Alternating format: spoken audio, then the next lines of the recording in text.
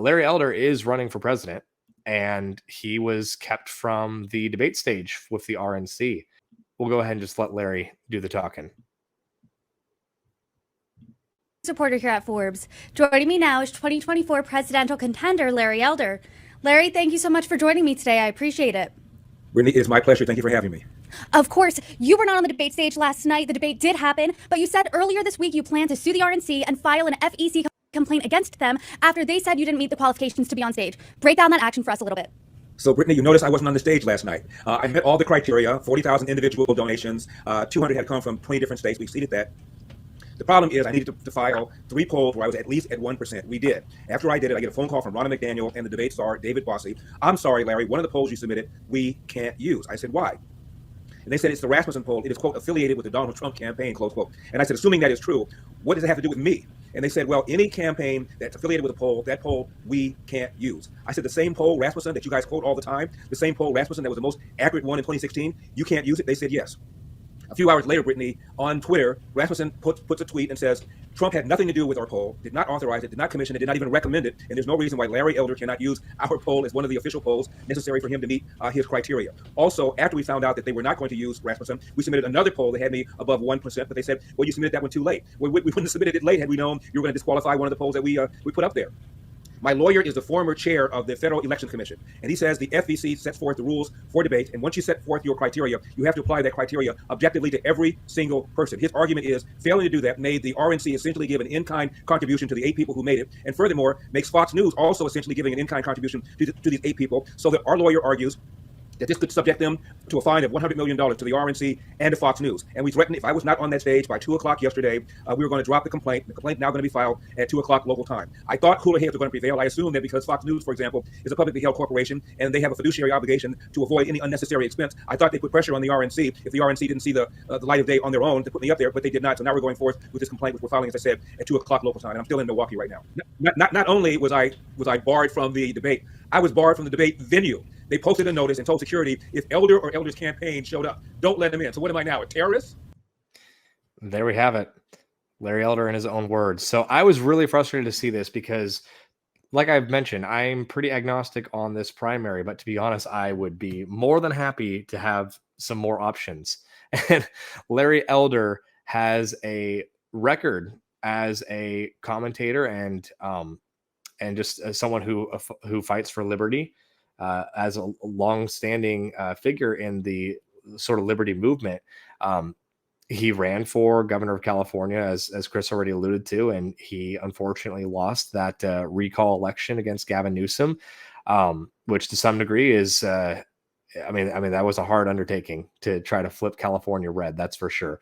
But either way, Larry Elder probably would have given some amazing answers. And this is one of those moments where Larry Elder being on the stage had an opportunity to really raise himself up in the polling. I think he would have performed really well. The man is like an encyclopedia when it comes to debates. I think he would have done an amazing job. He probably would have been just as enthusiastic about saying no to Ukraine funding as Vivek. He probably would have been just as enthusiastic about raising his hand about if Donald Trump was indicted, whether or not you'd support him. So I think that he would answer the questions that I think Ron DeSantis looked weakest on. I think he'd answer them very strongly. I truly think that Larry Elder not being there was a massive disservice to his campaign. I'm glad to see that he's pursuing legal action as a result. But Chris, what was your initial reaction to the Larry Elder situation? I think it's insulting to voters. I think it's insulting to anybody who donated to his campaign. He met the requirements. I don't know if you're familiar with what was going on in California during the recall election or not, because obviously that was happening over there and it's not on the national stage. But there was, shenanigans that was going on. Absolutely. When he was just trying to file his paperwork to run for governor in the first place. Yep. I don't remember exactly what was going on, but it had something to do with I think they weren't processing the paperwork on time, or they said he submitted it late or something to that effect. And it was one of those things where it was just like, you're lying. Okay. Like, you clearly just don't want this guy on the ballot. And I have to wonder, like, he's basically got all of the statesman-like, just, straight-laced kind of dude. He's very conversational, but he's got all the things that Trump, I guess, you could say he doesn't have. you know, but he's got all like the same stances. So it's just very weird why people are so against this dude. And it just keeps coming back around, and specifically in California, where you had all the race politics and the woke this, woke that, and my God, like you smeared the black dude. It makes no Yeah, the sense. blackface of white supremacy, Larry Elder. Oh, that was ridiculous, man. Yeah. Yeah, It's really weird why unfortunate. people are so afraid of this guy.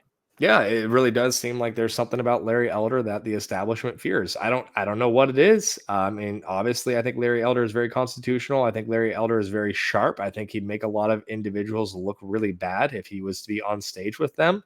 And I think that's a lot of why they don't want him up there. I think they don't want to sort of make a deeper bench of the more, I hate to say Trump wing, but I think you guys know what I'm talking about. America First wing of the party. Individuals who, you know, I would say DeSantis is closer to being on that side of the wing than the establishment side. I don't think he's in the establishment. I think he's got some establishment figures maybe advising him poorly, but I don't think he is establishment himself. And then Vivek, of course, is really trying to put himself in that category too. Larry Elder could have been too. I mean, like Chris mentioned, the whole stage, it really showed that they were full of war hawks. And it would have been nice to have another candidate who would not have been in that same category. And I think Larry Elder, because he's polling only around 1% right now, I think he only would have gone up from being at that debate, because I think Larry Elder would have performed incredibly. And I really hope that he's able to really get back at the RNC for this, because I think that they really hosed him out of an opportunity to make the very next debate. In fact, I think that's another thing that I saw. He's trying to get to the very next debate at the Reagan Library, and it post similar requirements. I think he has to do like 50,000 donors or something to that effect. And he was saying in an interview, it sure would have been nice if I would have been on the first debate stage that I qualified for, so that I could easily qualify for this next debate too. And I think that's ultimately what they want to do. I don't think that they want Larry Elder on that stage, and they're doing what they can to make sure that he can't. And yet Doug Burgum and Asa Hutchinson, they're both on the stage. And I don't remember which one it was. I think it might have been Doug, but he was saying that if you donate to his campaign, you get like a $20 gift card or something ridiculous like that. I mean, feel free to fact check me on that, but I think it was Doug. Yeah. And it's like ridiculous. So it's, I mean, I actually know individuals that are supporting Trump that donated just to get that $20 gift card. So it's like Doug Burgum's there by doing things that really, I don't know if they're illegal or if they're against RNC rules, but they definitely aren't